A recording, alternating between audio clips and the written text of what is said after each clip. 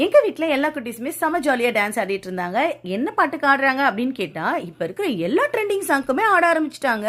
சரி எதுக்கு இந்த டான்ஸ்லாம் பண்ணிட்டு இருக்காங்கன்னு கேட்டா, நாங்க பார்ட்டி பண்றோம் அப்படின்னாங்க. அட ஆமாங்க, என் பையனோட 6th பர்த்டே பார்ட்டி தான் நாங்க வந்து ஆர்கனைஸ் பண்ணியிருந்தோம். ஸோ அதுக்காக தான் எங்க க்ளோஸ் ஃப்ரெண்ட்ஸ் எல்லாருமே கூப்பிட்டு நாங்க பர்த்டே செலிப்ரேட் பண்ணோம். ஆக்சுவலா இந்த வருஷம் வந்து அவ்வளோ பெருசா பண்ண வேணாம், ரொம்ப சிம்பிளா பண்ணலாம் அப்படின்னு தான் ஐடியா பண்ணோம். என் பையனுக்கு ஆசைப்பட்ட மாதிரியான பிஜே மாஸ்க் அப்படிங்கிற தீம்ல தான் சிம்பிளா பண்ணோம். இந்த வருஷம் என் பையனோட பர்த்டே கரெக்டா வீக் டேஸ்ல வந்ததுனால எல்லாருக்கும் ஸ்கூல் ஆஃபீஸ் இருக்கும்னு சொல்லிட்டு நாங்க டின்னருக்கு தான் வந்து பிளான் பண்ணியிருந்தோம். டின்னர் மெனுவும் பாத்தீங்கன்னா ரொம்ப சிம்பிளாவே தான் பண்ணியிருந்தோம். என்னெல்லாம் பண்ணியிருக்கோம்னு பாத்தீங்கன்னா, பாதாம் மில்க் பண்ணியிருந்தேன். அதுக்குள்ள வந்து சியா சீட்ஸ் எல்லாம் போட்டு சூப்பரா இருந்தது.